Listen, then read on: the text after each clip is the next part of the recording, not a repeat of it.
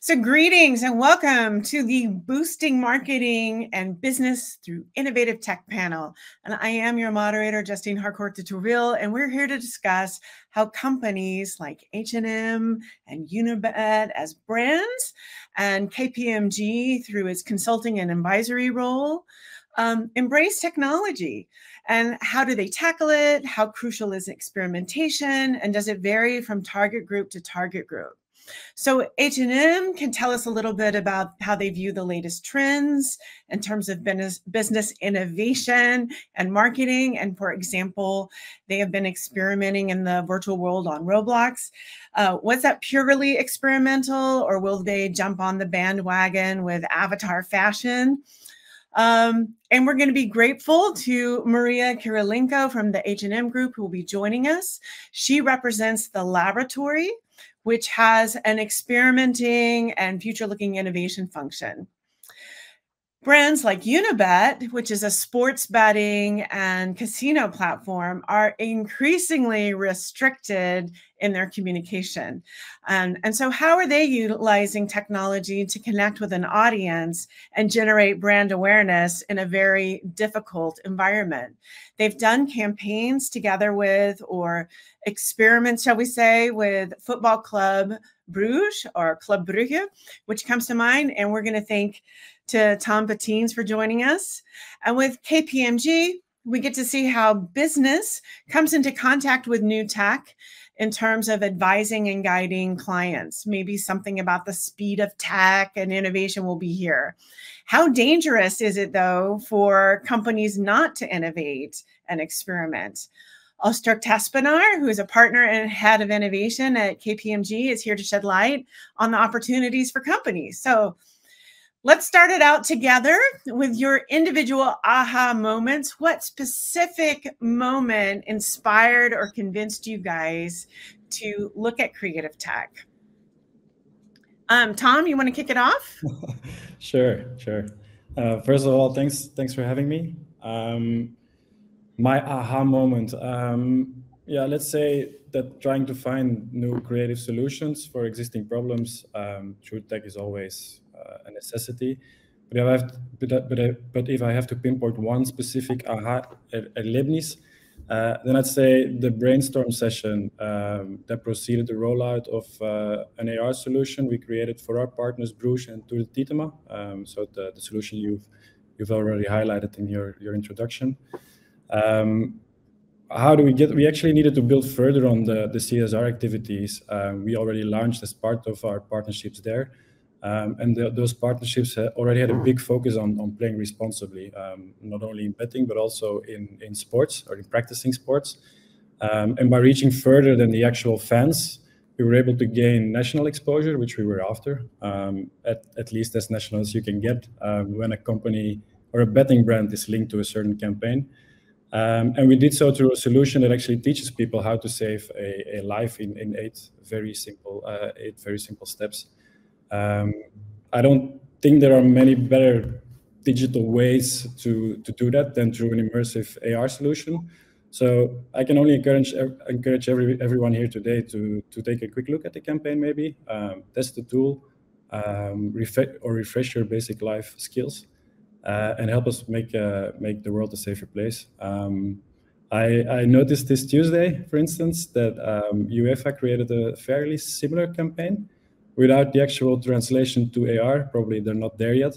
But given the similarity of the campaign, we must have done something right. So yeah, in a nutshell, that's where my passion for my interest into those new tech solutions came from.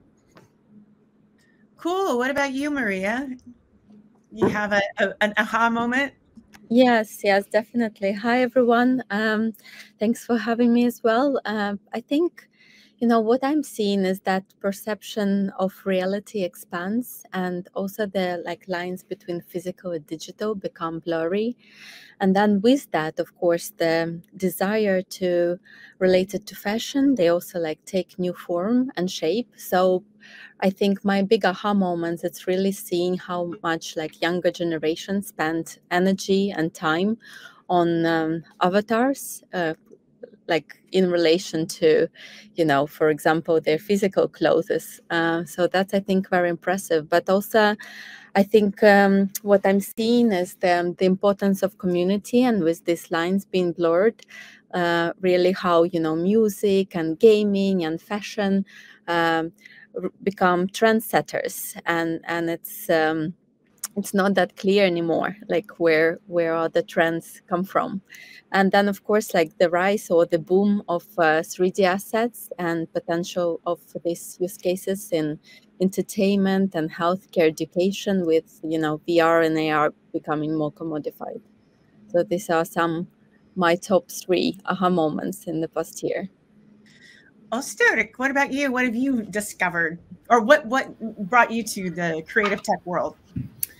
I have a soft sensitivity to, and hi everybody, to architecture. And while reading an article, I bumped into this initiative that one of the Formula One drivers actually, or companies, took to redesign actually the Formula One cars and the body works of it to raise the performance, the strength of the car, etc., etc. So that was like a big eye opener. And if you look since then where we went, especially AI and AR combined is bringing quite some nice eye opening examples, and it hit architecture as well. And if you see today, the top architecture companies are designing new worlds, imaginatively, even not possible to create them physically, but still amazing. So yeah, this is mine. Well, thank you. I never expected Formula One racing to lead here, so that brings us into a new path. But I want to do kind of a show of hands to talk about, you know, which technologies people are working in. So let's or thinking about right now, or and in your case, Öztürk, what you're researching or bringing your clients to. What about Web3? Okay. Spatial. Okay. AI. Virtual worlds. Okay. Anyone happy or thinking about one, you know, whether it's MR, XR, one that they're thinking about in particular, that they're really crazy about this at this moment? But an example that we have been testing for a while, and actually the great team of Yonder helped and inspired us as well, is using these mixed realities in the recruitment area. And I think that at the beginning, like Peter said, in the metaverse hype, it was a bit critical, and people were not that very fan of it. But then after the hype, when they started testing it and seeing the strengths and opportunities that is brought, especially since COVID, we experienced, we were all looking for different ways to at least copy the human and the personal social interactions. And yeah, and today we see that it is opening for us as an organization and for our clients in the entire HR life cycle, especially in the recruitment training. It's opening totally new dimensions, and you see that everybody's still looking what works, what doesn't work. Secondly, and this is more in the area of prisons, where it is not always possible for families to go and visit their relatives. And in that sense, children, it's always a traumatic experience for them to go and visit a parent. So while creating these virtual worlds where they still can go and visit their fathers or mothers in a non-threatening way virtually, it's the world of the children, and at least you don't disconnect with the parents. So these are a few elements, and then a last one is learning a new job for people in prisons is something that is also bringing up quite a number of really nice, I would say, results. Thank you. That's really interesting, and one that I find rather unexpected for prisons, which are typically don't invest to be working in that space. But we can all have these great ideas about technology. We can be talking about how exciting it is, but when it comes down to money, that's where things get difficult. And I was wondering, from a brand perspective, whether that's H&M and Unibet, or from like how you advise clients and what to invest in, why, like what are your strategies for selling it to your bosses?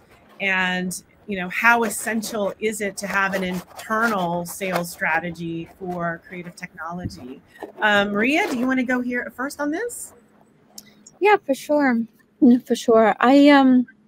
As you mentioned in my intro, I represent laboratory, and in the laboratory, our mission is, of course, very much to inform the future of retail, but also to really learn and experiment and like be out there and try to see things for ourselves and make learnings.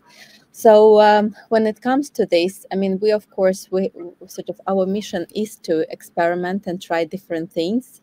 And I think in general, we have had, of course, some experience now with being out there and doing some projects in virtual worlds as well. But I think many of them have been, driven from marketing point of view. And what we are really trying to do is that bring organization and like around collective learnings to understand what is the backbone and capabilities we would need to have if we really want to be in that area, but also at this point still very much like how can we generate as many learnings as possible, but also go from kind of campaigns to more, if this were to be an area of future area of our business, how could it look like? And see, of course, how can we, like, are there any strategic advantages in this space that we could bring on board as well? So I would say quite, open when it comes to experimenting, but also we have big shoes to fill in terms of informing the rest of the company. Yeah, same here. We are currently looking into quite a lot of new ideas and new projects, and most of them are looking at how we can leverage the usage of AI to boost our business. Since editorial content for us is currently one of the only options we still have in terms of really pushing the boundaries when it comes to marketing. We are, for instance, experiencing or looking into an AI solution that actually calculates the return on investment of certain talents and influencers we use in that specific content to see what ROI they bring, and also to identify new profiles we should look at for the future, for instance. But next to that, we're also developing, or at least it's in a development phase, AI to keep track of on-site player behavior, for instance, so we can identify problem gamblers earlier. AI for designs, that's something we already use through Canva or Adobe. But also blockchain and cryptocurrencies for safe and fast transactions. All that stuff is being looked at by our company. And then looking at how you get to actually implementing those projects and how the money flows. It always depends on many people and many departments who are involved.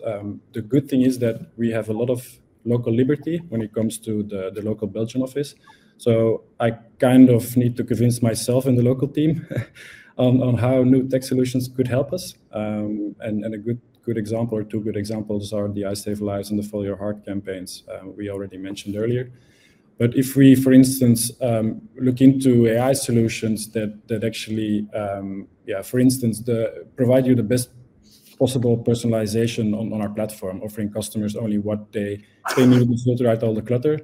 These type of projects are usually driven cross-market, and as soon as you start doing things that involve multiple markets, you need to free up budgets that come from multiple markets as well. And the only way to convince everybody is then through A/B testing, setting up test projects, the full flow, calculate what extra value it will bring in terms of new customers, for instance, revenue, activity, And once you have a clear view on what it could bring for the company, then next steps are usually taken. And everybody can follow suit, and it can get prioritized. But at this stage, it's more or less it's mainly due to the activities from personal from a personal account. It's me driving or a colleague driving anything, and then testing it, and then trying to convince everyone internally to set things up on a broader scale. Okay, well, it's great to have a little bit of power to push this through, is what I'm hearing, or a little bit of mandate, at least. So that's helpful, but you can always create your own mandate. So Öztürk, I'm thinking about creative tech, and specifically about AI and hyper-personalization, and ways that it can convert a ho-hum interaction into sales or winning new customers. Would you have any examples, since we're kind of thinking in a retail sphere here? Yeah. So I think, especially with emerging techs, one of the first use cases that everybody is looking at is really going into what kind of tasks can MTech actually take over and enhance what humans are not doing that well. The key question is really about how far are we with the personalization. There is a voice in the. Is that my side, or do you guys also hear kind of a wind blowing or something? I have no idea where it's coming from. Okay. There is someone somewhere, a wind blowing. That's all right. So yeah. Anyhow, so the hyper-personalization, especially Peter mentioned earlier as well that it's one of the key drivers, right? I'm personally a big believer on examples like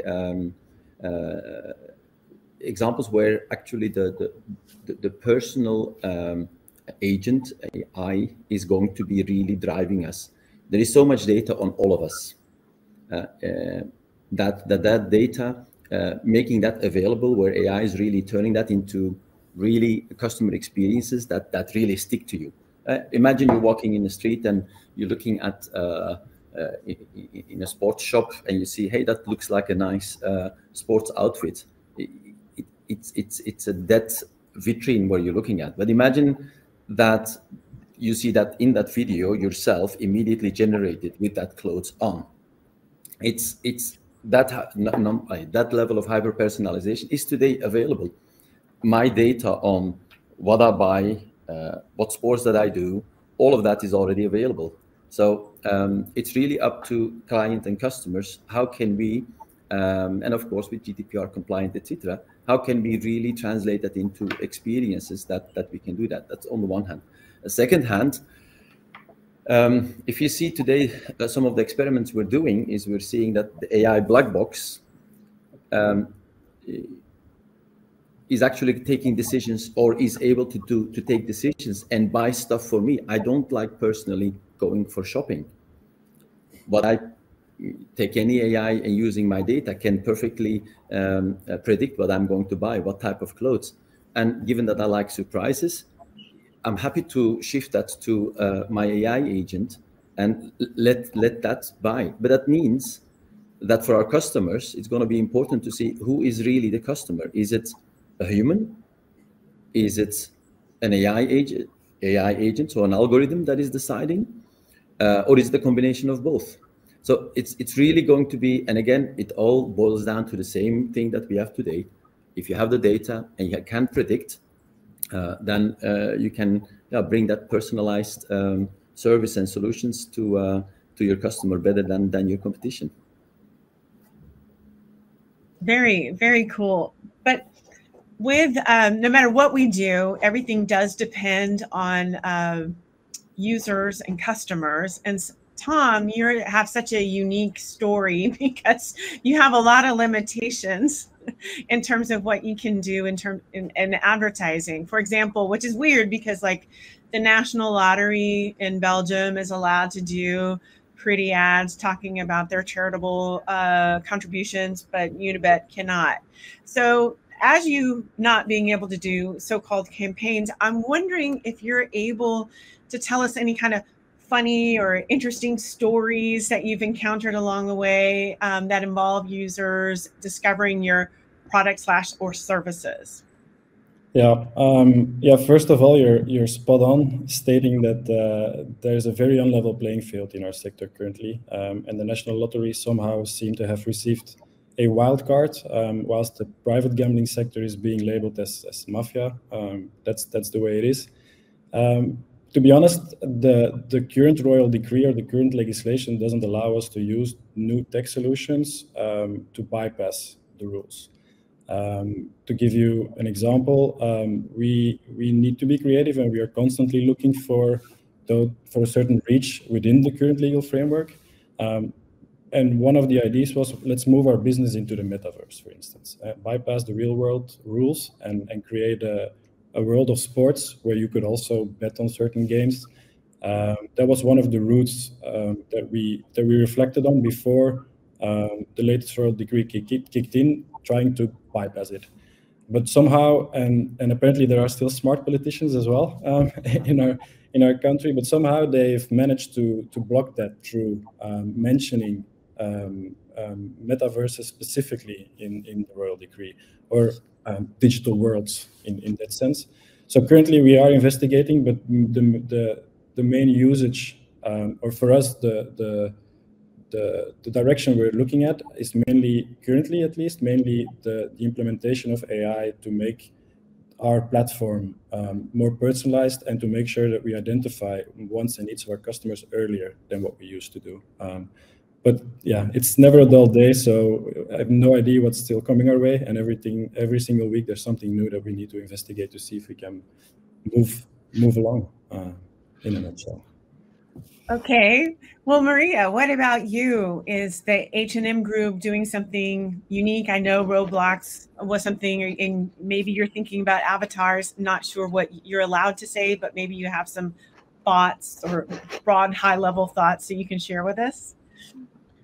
Yes, of course. Yeah, as you said, we have been already, or still are, engaged on Roblox, and we have done a number of other pilots. But for us, I mean, I think as a laboratory where I do sit, is very much important to adopt a crawl, walk, run approach.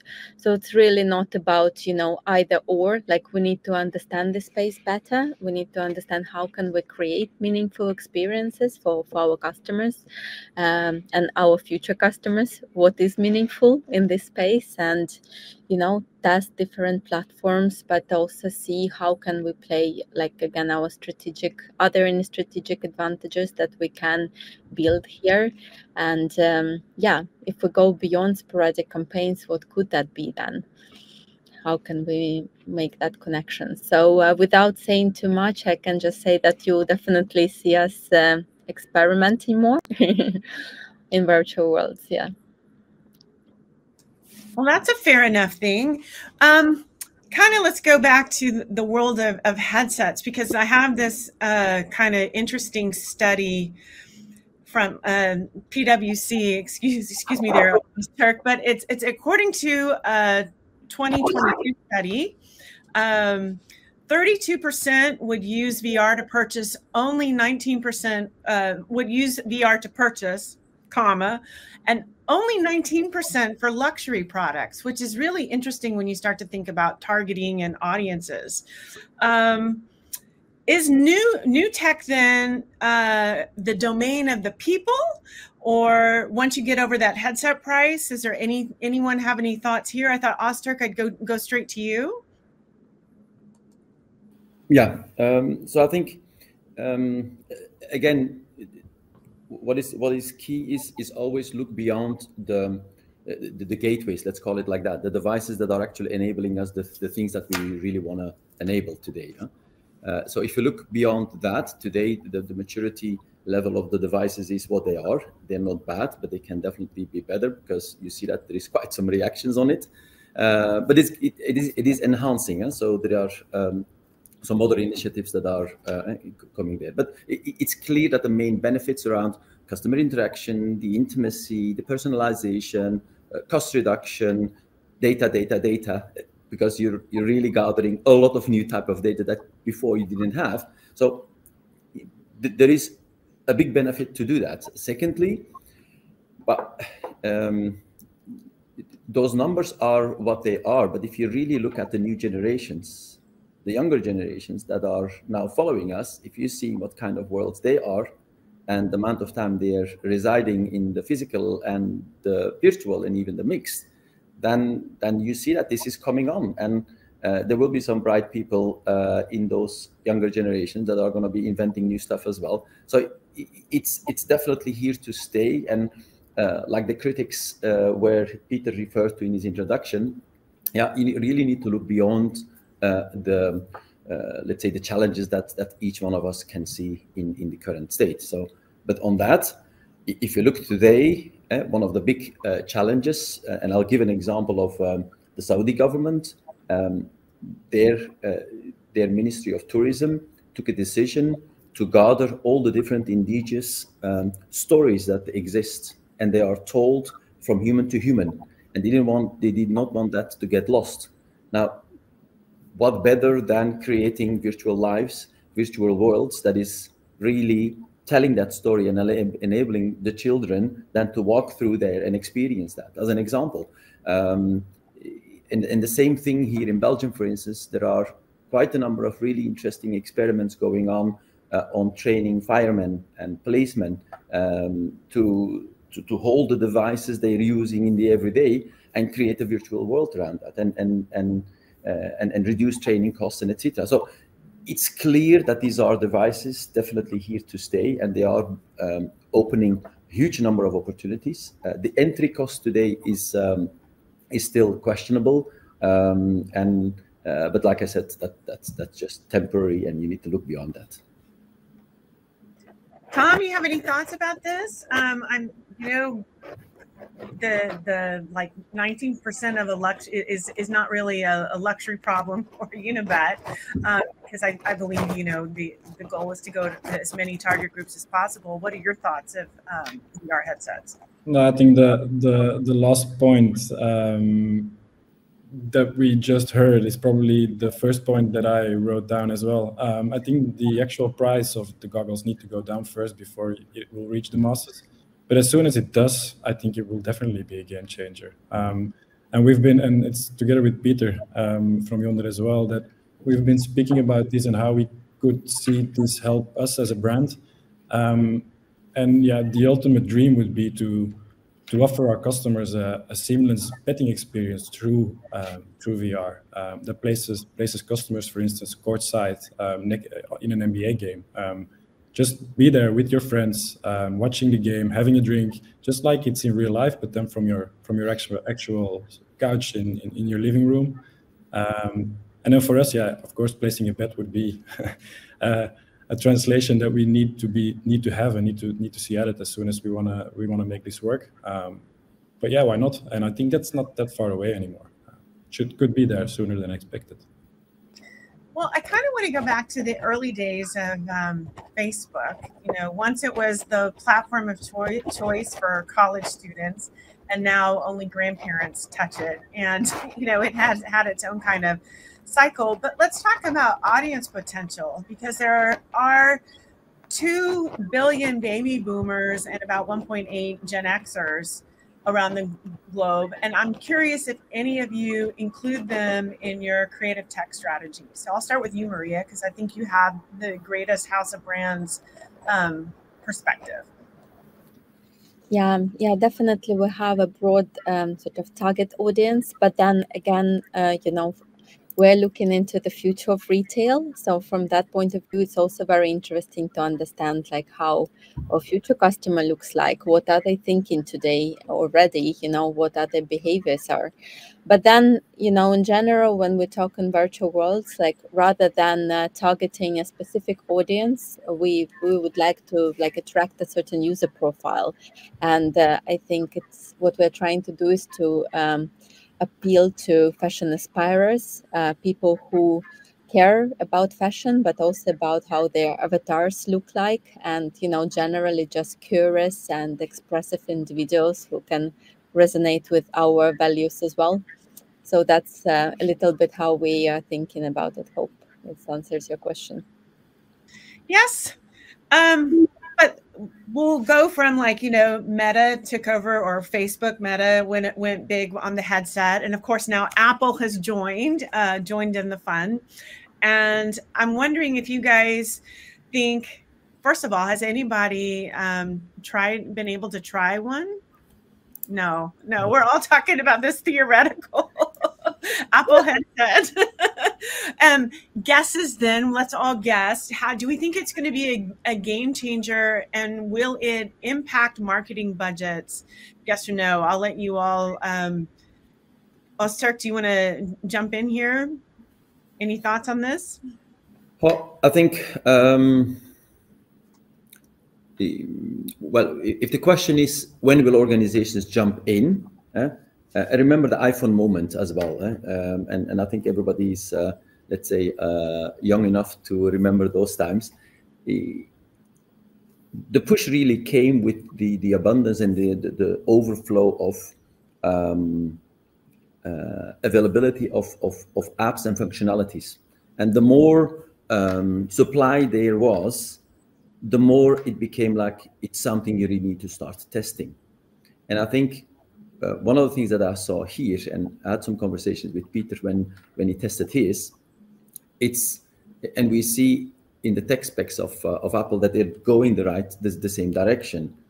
And when the overflow of supply of apps and functionalities are going to hit us all, that's the moment where I think that price is less going to be an issue. If you see that the average cost for talent today to find them is 10 times a device. So if it can help me in reaching to talent that I can't do before because of time and space and everything, that's not a cost that is going to hold me. Yeah, but it's really, there are a number of hurdles that we need to jump on. The ease of use, the functionalities that come there, and the more people will start using it, the more it will be hitting us all. Tom, what about you? Thoughts on the spatial computing with the Apple headset? No, I think it's exactly that. I think for us as a company, for instance, it won't be the money that is the blocker. I think developing digital worlds, developing solutions through AR or VR, for a company that would not be the big cost. It's rather getting the people to use everything you develop through those goggles, for instance. And that's what I said earlier. You need to get the price down to reach the masses. And if not, then companies can start investigating, but it will never be the return you're expecting. And it's maybe it's not only the job of the companies, and it's not only the job of the people developing digital worlds, but it's everybody together that needs to get this new idea out there and show the end customer what it could actually bring, or how it could make their lives easier, or how it could give them these immersive solutions, or these immersive experiences that actually bring something extra. And it's a combined effort, I'd say. But the budgets, as far as I can see at least, won't be a blocker in this case from a company point of view. And Justine, if I can add to one thing to that, and I think it's a very important topic there. The headset is not the only. It's like, let's not fall in love with, I would say, the solution. And if you want to enhance customer experience and more this, more that, there are multiple ways to do that. This is one of them. And I think that's also in the debate an important element, that yes, it's hot, and yes, it's new, and yes, it makes us curious. So we're going to experiment with it, but it will at the end of the day, it's going to, the cost benefits of using that or something else is going to be, let's say, one of the main decision factors for organizations. Maria, do you want anything to add here, or? I think I agree with both of you, and it's, for me, it's something really like, don't fall in love with the technology. I mean, it has to be an enabler as well. So it's important that we remember what problem we're solving for.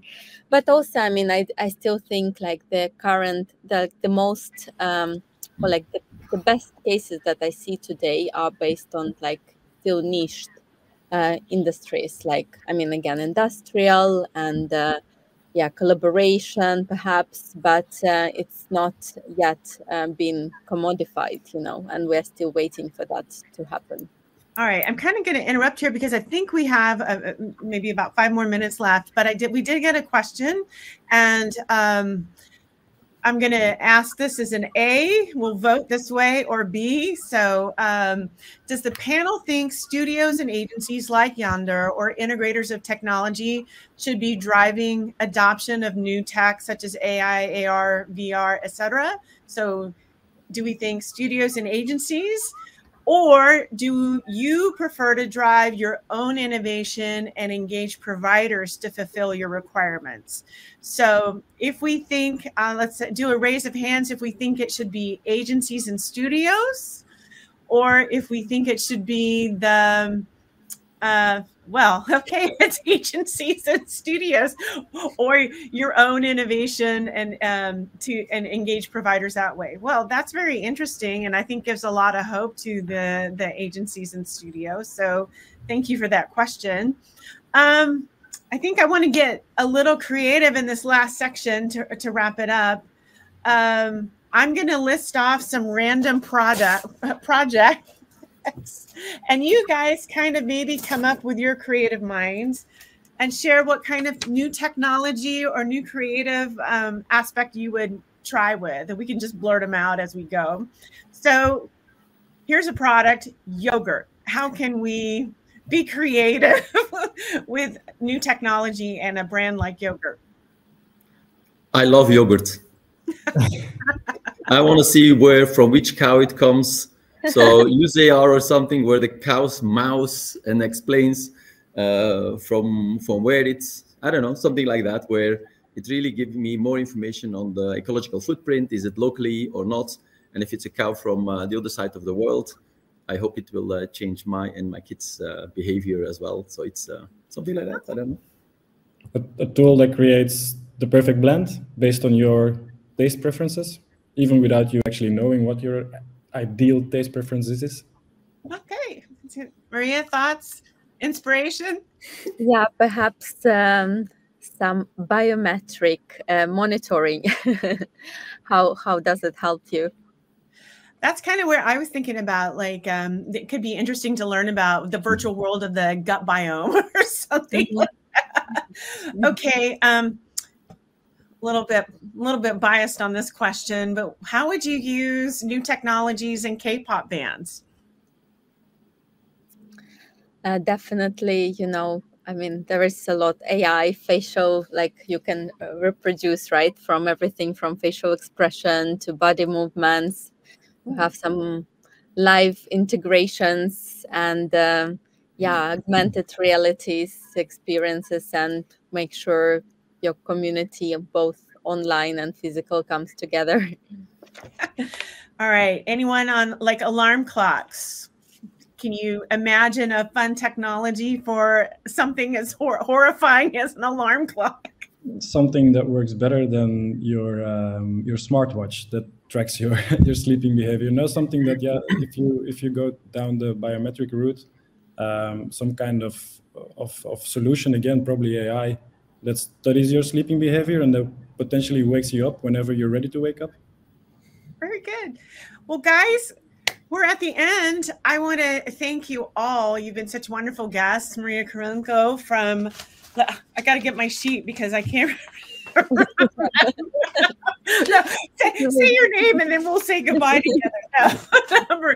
Maria Karenko, you're the Innovation Catalyst and Project Manager from the laboratory at the H&M Group, and you joined us from Stockholm. Van Bettines, Country Manager for Unibet here in Belgium, and Astor Tespenaar, Partner and Head of Innovation at KPMG Belgium. Thank you all, and have fun on the next panels. Thank you so much. Thank you. Bye, guys. Bye-bye.